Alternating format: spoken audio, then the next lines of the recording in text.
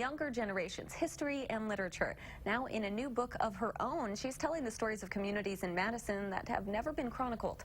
Our Madeline O'Neill has more.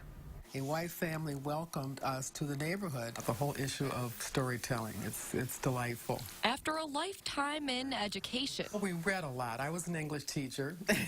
Muriel Sims knows the power of stories. I think they bring people together. They form relationships.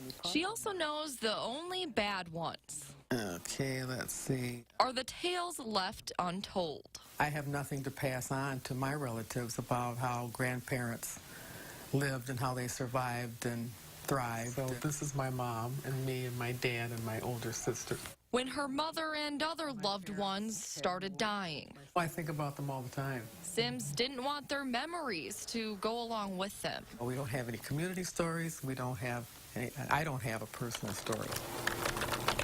So she put pen to paper, or rather fingers to keyboard, Everything was by computer. to chronicle a Madison community in a way that hasn't been done before. Settling these stories of Madison's early African-American families. A book with her name on it, I kind of look at it with a bit of pride. one that took 10 years. A lot of hours. I wouldn't get dressed sometimes. Countless hours of filling these pages with interviews from about 24 Black Madison residents whose families came to the city in the late 19th and early 20th centuries. Just pleasant to look at. All to paint a picture of what life was like. We used to go to the Gishholt Machine Company parking lot. That's how I learned how to drive. The Wisconsin Historical Society picked up the book. Having them accept this manuscript was the highlight of my life. And now that it's published, others are too. I'm hearing from one of my old high school classmates. That's wonderful.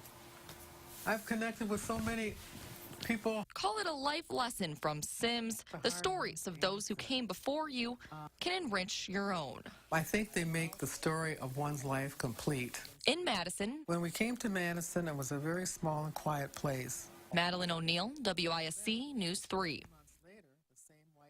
Sims hopes her book and oral storytelling will make it into the Madison Metropolitan School District, where she worked for many years. You can find Settling at Barnes & Noble and the Wisconsin Historical Society, along with Amazon.